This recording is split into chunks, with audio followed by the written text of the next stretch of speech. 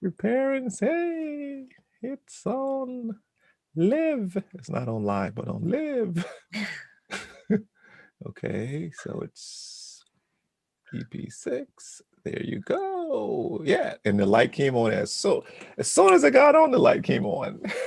Right. Hi there, Liz. How are you doing this 24th day of March? I am good. I had to just look at my calendar and be like, oh yeah, it is. I know, I End of know. the month already, almost. Yeah. You know what I think we need to do, Liz? One thing we haven't done, we haven't introduced ourselves on this. We just jump in here and we just start talking and we hey, what's on your mind, Liz? Rather, people who would come on and be like, why am I listening to these two selling success? So give me your elevator, introduce yourself, that Okay. is. I will introduce myself not with my elevator pitch, but Correct. so I have been in sales for over 28 years and started in a family business that my dad invented a product that we brought to market. So my introduction into entrepreneurship and sales was by running an office, marketing, trade shows, selling, every aspect of a new business, of a startup, is how I started. And it was all trial and error. And there was no, back then, there was no internet to look up how people had done things before. So it was all about being creative and coming up with new ideas on how to, we would advertise in a magazine, and then you would have to, when people called, you'd want to know where they saw it, so you'd ask, how did you hear about us? And Mm, then they would want to know where to get it. And we weren't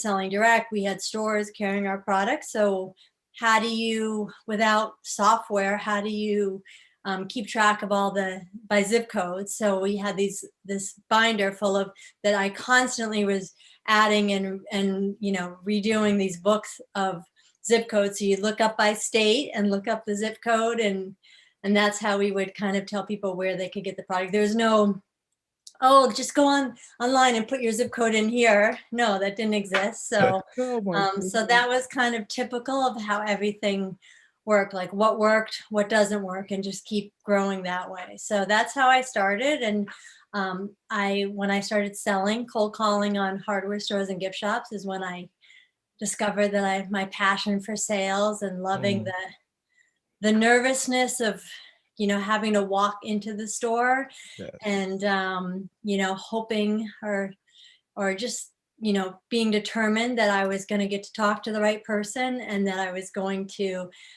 be able to get the sale. If I got the demonstration, if I could demo the product, I knew I had the So sale. So correct. the worst was when you'd go and you'd give your whole spiel when you walk in, and they'd say, I'd ask, oh, can I speak to the manager? And they, oh yeah, how can I help you? You give your whole spiel, and they'd be like, okay, hold on 1 minute, and they'd go back, and they would just say, hey, there's someone here who has this product. Do you want to see how it works? Like, you know, and Wow. so it was finding the right person, giving your best.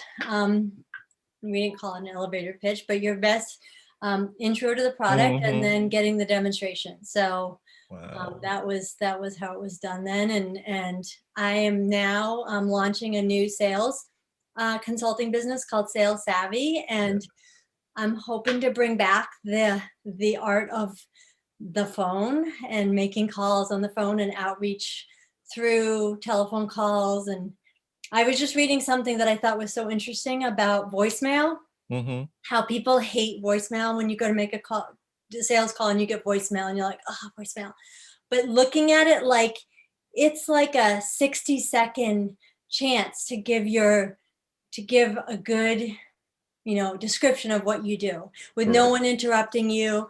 Like you get to record that message and say whatever you want, and then having it be like, if you think, okay, I'm probably going to have to do this again, and giving little like step ups of what you do and little tidbits of what you do along the way. So just looking at it in a positive way instead of instead of dreading that you're getting voicemail again, say, oh, I get to tell it what I do again. Mm-hmm.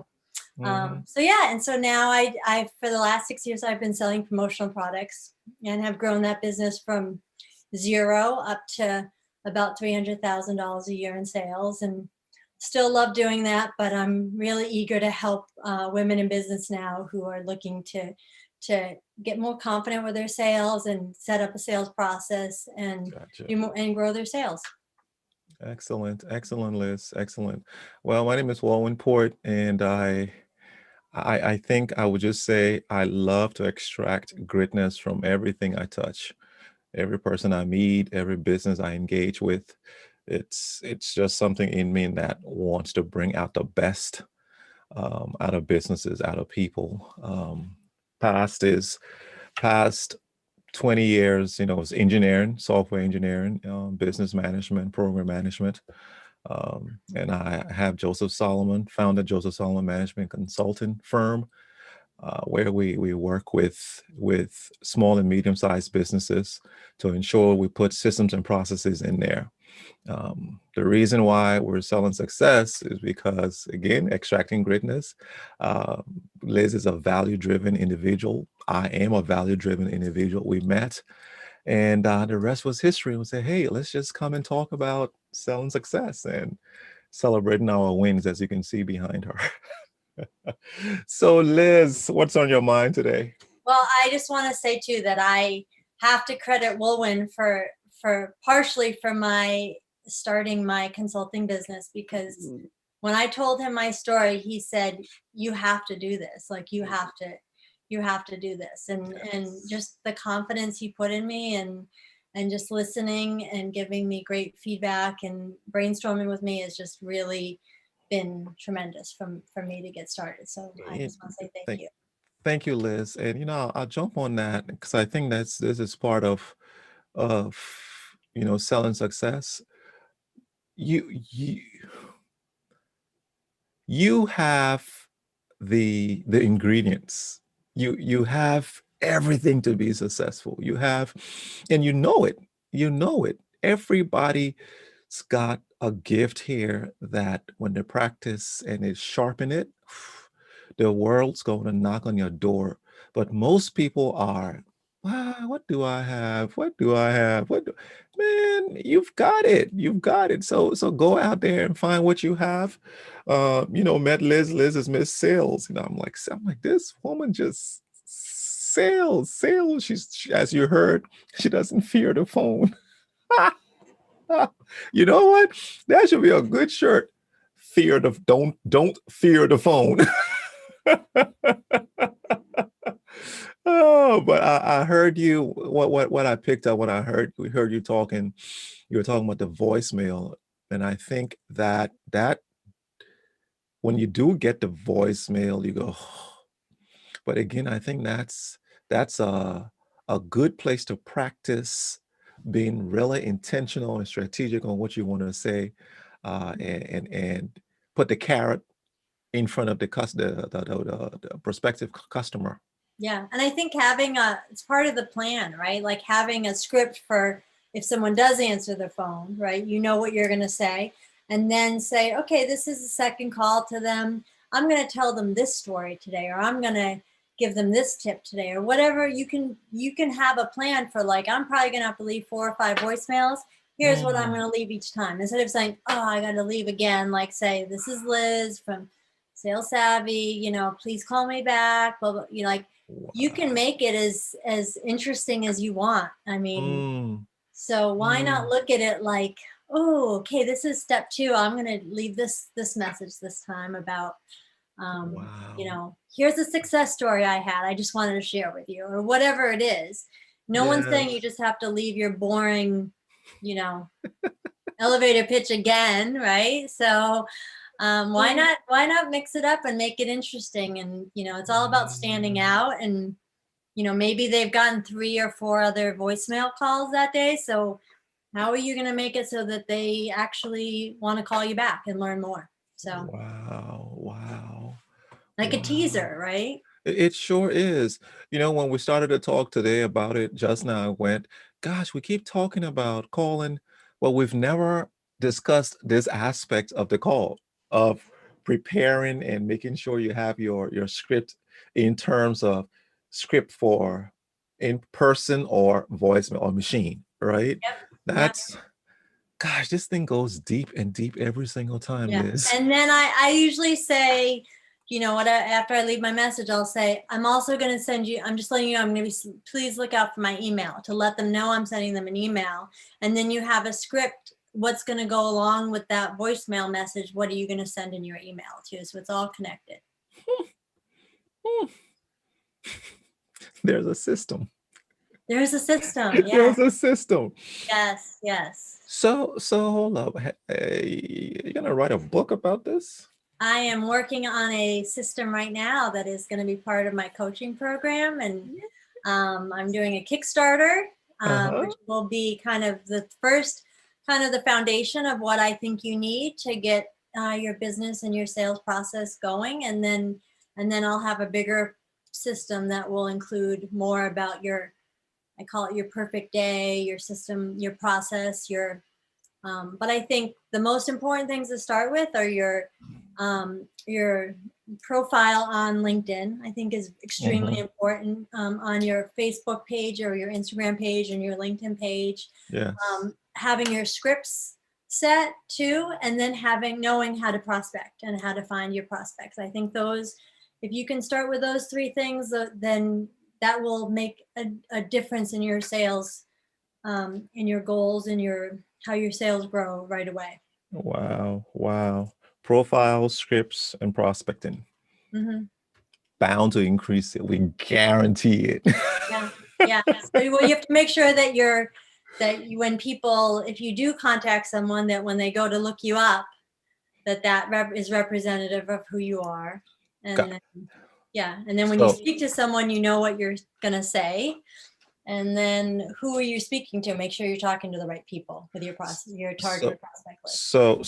so there. Sure. So I want to talk, but I can't talk while I'm ready to make sure you speak to the. So here's what I'm hearing, and you heard profile script and prospecting for those who are listening. And I think Liz, you went in there and you discussed the ABCs of why those three things are important. I think it's also when we talk about branding that you have the same message on this platform, it should carry on to the next and whatever platforms you get on. Make sure your colors, make sure your color scheme, the language is similar. So let me ask you this question, Liz. My profile has X, Y, and Z on it. Mhm. My script ties in with my profile. Mhm. Have you seen where, or let me say this, have you seen where one or two of these things are not congruent, where they are just, haphazardly? I Have you mean, I seen? think I think people. I'm just so surprised that after, as long as we've been online, like that Mhm, people's, um, they don't realize the importance of LinkedIn. Like I look at, if you're in business, especially if you're business to business, and or even if you're business consumer to, you know, I think that people are using LinkedIn more and more. And I mm, think that when I go on there and to see that people either don't have their picture up there, or they don't have, this is kind of like where people are going to, when they want to research you, they're going to go to LinkedIn or maybe Facebook, but I think they're going to go to LinkedIn if they're in yes. business, and to see, and to not have a good introduction on who you are. Like this is where they can kind of decide, oh yeah, I want to call Wulwyn. He Mhm, sounds interesting, or he, sounds like someone I could talk to, or whatever right. it is. But how important that making sure that LinkedIn profile looks professional. I think it's Mm, almost more important than your website, I think. I would say so because even, yes, we're talking for entrepreneurs here, but I think even knowledge workers, people who are looking for jobs, who are trying to just introduce themselves to the world, to the business world, LinkedIn is that resume. They Mhm. they ask for your LinkedIn profile when you're going for a new job these days, right? And they go and search it. They go Yeah. and see the content. So it's so important that this your profile, your scripts, and your prospecting, the content of your post, the importance of making sure that your spelling, etc., and all those things are correct. The importance of letting it, whatever you post in, not saying that post, if I'm a business manager or management consultant, everything I post about is management consulting. No, it's make sure that whatever you're posting about, if it's ice cream or what, let it be in line or in the territory, in the radius of what you do. Well, and in staying with your values is what I think you're trying to say. That's Thank you. Thank you. Yeah. Yeah. Thank you Making for sure that saying your that. values are coming through in everything that you put. It doesn't all have to be about business, but make sure that your Correct. values are coming through in everything you Oh, sister. Oh my goodness. That truly, that you bringing that and saying that was perfect. That's exactly what, because you want people to understand your value systems as they come to engage with you, what do. your core values are. Now we're talking about core values. What are, and I might be putting you on the spot. Mhm. What's the core value of Sales Savvy? I mean, I What think are? it's about relationship building, um, quality, Mm, listening, and really just being a partner to my clients and wow, working through this wow, together. wow, wow. You two for two. You gave me values. Now you gave me that partner, being a partner.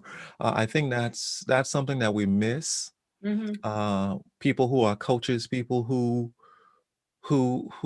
consultants. You think that you're sitting high and telling them do this, do this. No, you're partnering with them. Wow, Hmm. I like that. And I will tell you that I like as it. I'm getting ready to launch, I've I've been doing a lot of work on it, and I've hired some people that, even though I have we've talked about this before, but I think it's just so important that I've invested in my business, even though I don't have a lot of money coming in yet. I Hmm. see the importance of it and the relevance in it. And one of them I had to with Annie Franceschi, who's doing my branding, I had to answer this 10-page questionnaire, and that was, that's difficult to do. It took some time.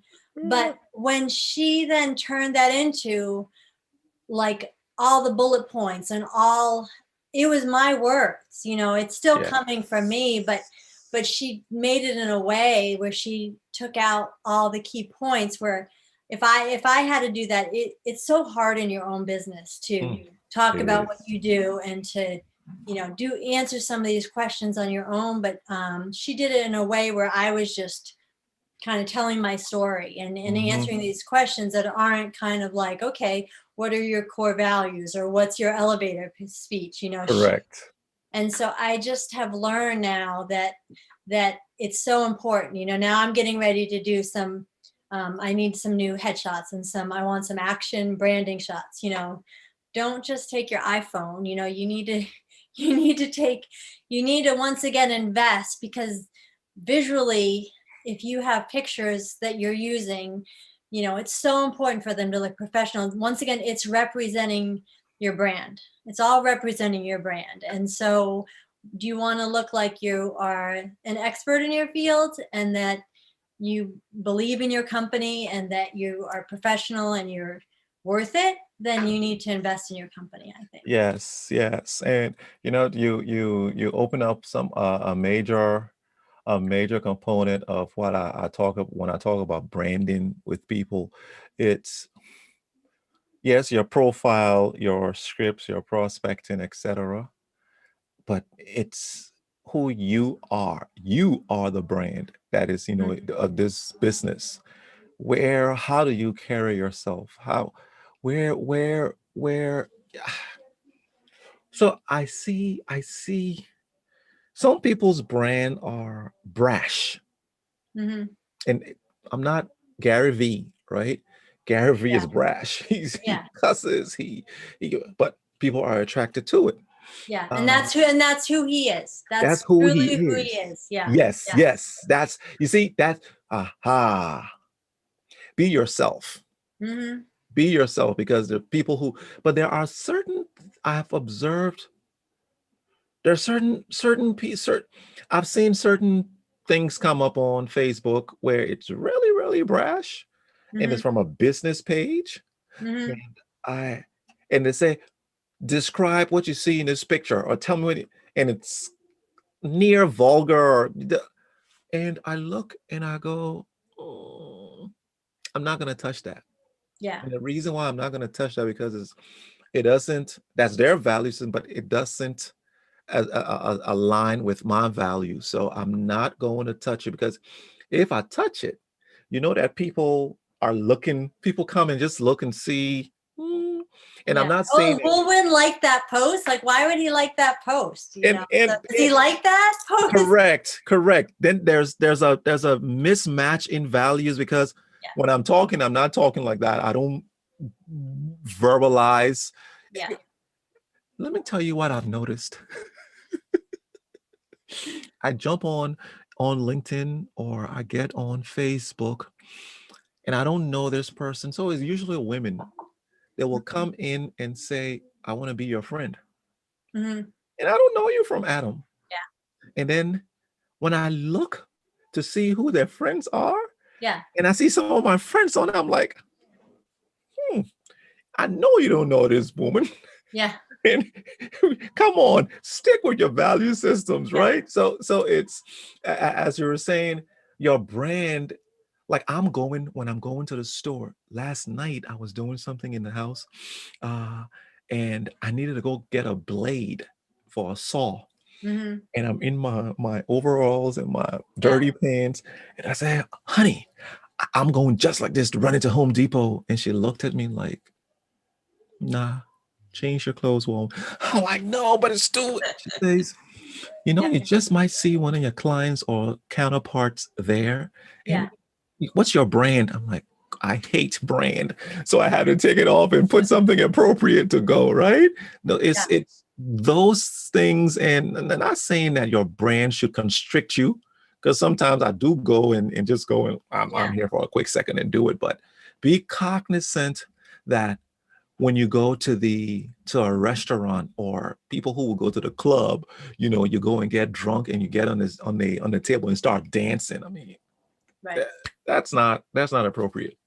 Yeah. Yeah. And I think everything, anything online is searchable now. So, everything you do, I think you say, oh, well, this is my personal Facebook page or what. I still think that it should be in line with your values and what that making sure your brand is representing and paying attention to all those details. And so I want to be looked at as someone who goes above and beyond and pays attention to those details and always gives 100%. So another tip for LinkedIn is when you go to connect with someone, please put a personal note on there. Do not just say, do the generic, I'd like to connect with you on LinkedIn. Put a note, tell them why you're connecting with them Correct. or wanting to connect with them, Correct. because it just makes sense to say I just say I would love to have you in my network. You Hmm. look, say something about either their introduction or something about their profile, Correct.